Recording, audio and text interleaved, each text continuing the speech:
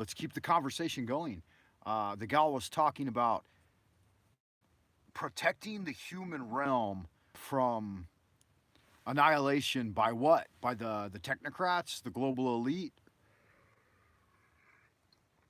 the MFers, as Rex Bear would call them, the money funders. I haven't ever listened to the Strange Planet show before, but the guy on there, I'm not sure about his name. If you're out there in Happy Land, send me a yo and tell me what his name is. He was very professional and very well spoken. Pleasure listening to him. Fun times.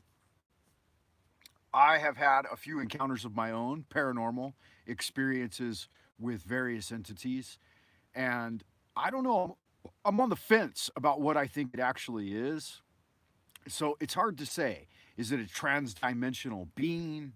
Is it a visitor from an extraterrestrial location? Is it some people think it's the fallen angels, that it's demonic beings. I've even heard it said by many different folks that gray aliens are demons.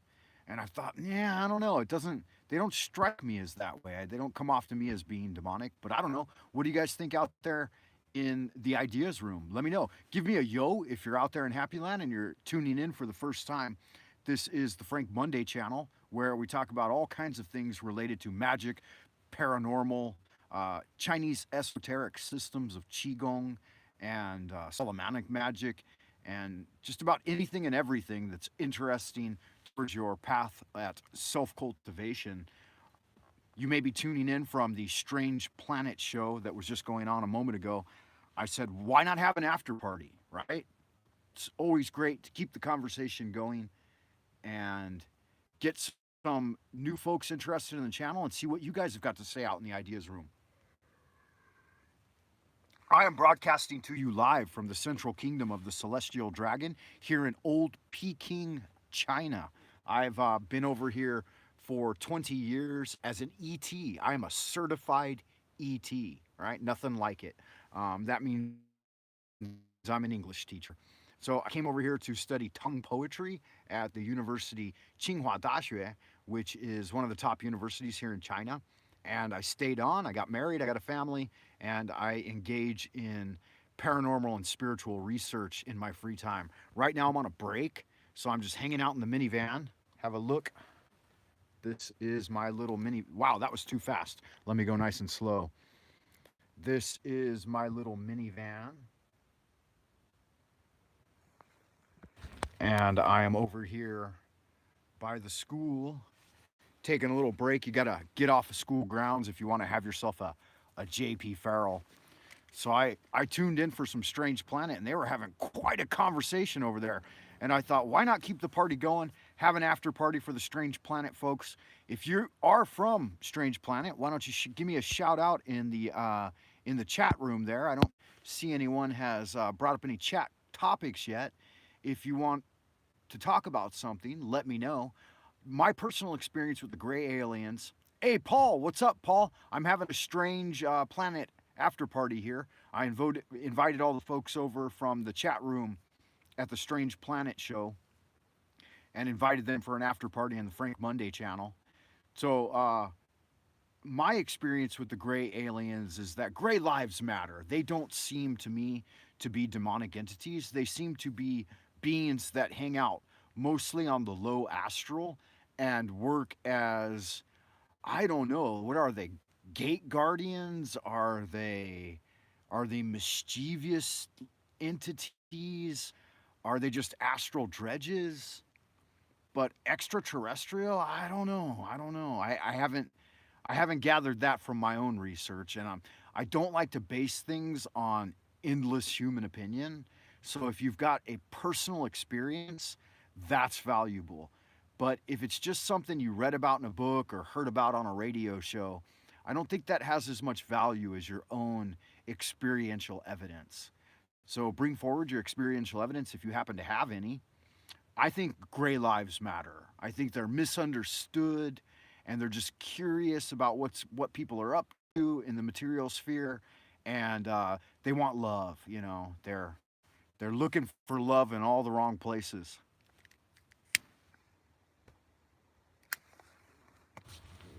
Yeah, I agree with you, Paul. You do. Human opinion and various things that you hear, I don't know if there's as much value in those as there is in experiential evidence from people that have done spiritual research and a lot of dreaming. If you've ever listened to H.P. Lovecraft's Through the Gates of the Silver Key, you can either read it or listen to it in an audiobook format. But he gives a pretty good rundown with his character. God, now I can't remember the guy's name. Randolph Carter. So Randolph Carter finds a silver key in a grotesquely carved aromatic box in the attic at his uncle Christopher's house. And he takes that key and he goes into the snake den beneath an old tree. And he goes into dreamland, essentially, and he finds himself traveling all through the cosmos. And he has a hard time getting back because he doesn't take the ritual incantation with him that got him over there. He leaves it in, I think he leaves it in the snake den. Yeah, it's a novella. H.P. Lovecraft really just wrote short stories, so it's not a book, but you can find book form here on the YouTubes. It's called, I'm gonna keep that open, get a little fresh air in here. It's called Through the Gates of the Silver Key. So I think it gives a pretty good rundown of the lower astral and how you get in and out of the lower astral and cruise around in there. If you guys out in Happy Land have any ideas or suggestions about topics you'd like to discuss, put them out there now. Getting 3 or 4 folks out in the ideas room from Strange Planet's a pretty big deal. Who's all out there? Give me a yo if you're out in Happy Land. I see you, Paul.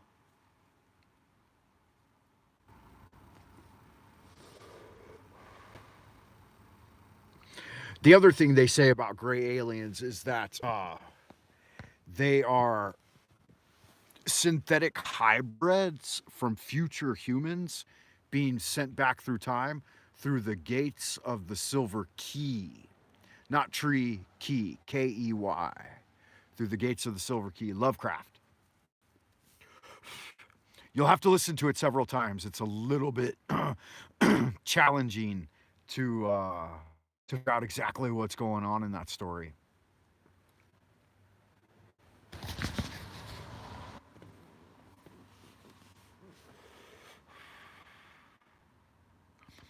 You can also download a PDF that gives you a primer into Lovecraft's work. It's called the Esoteric Order of Dagon. And the Esoteric Order of Dagon is an occult society, an occult secret society that was formed by Randolph Carter in the 1960s. So Lovecraft writing about these characters at the turn of the century, right, the turn of the 20th century, created thought forms that came into manifestation in modern times. And one of those thought forms, Randolph Carter, the guy who went through the Silver Key, the guy that went through the gate of the Silver Key, started the Esoteric Order of Dagon based on Lovecraft's story, The Shadow over Innsmouth. So The Shadow over Innsmouth, man, it's got a lot of prescient cookies about what's going on today. And it was written 100 years ago. So very telling.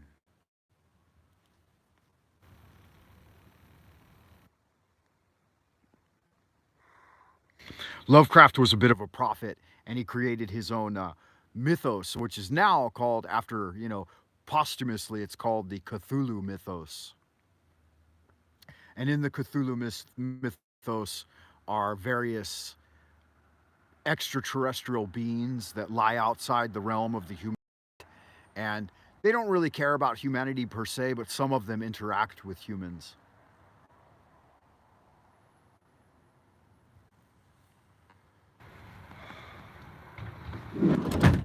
Hey Karen, what's going on? I'm having a Strange Planet after party.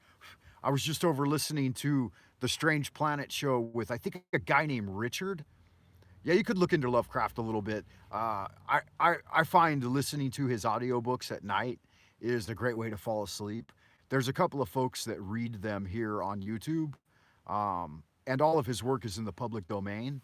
So many different video games and modern stories and even a TV show have riffed on his works and used the Cthulhu mythos as a source of inspiration or material for writing things. Karen, earlier I was in the Coast to Coast chat, and people were talking about demons, and one guy said that gray aliens were demons, and I know some people feel that, and I was like, I don't know, I've never felt that before. I've never considered the grays to be demonic. They don't. So I was listening to the Strange Planet, the Strange Planet show, and I tried to invite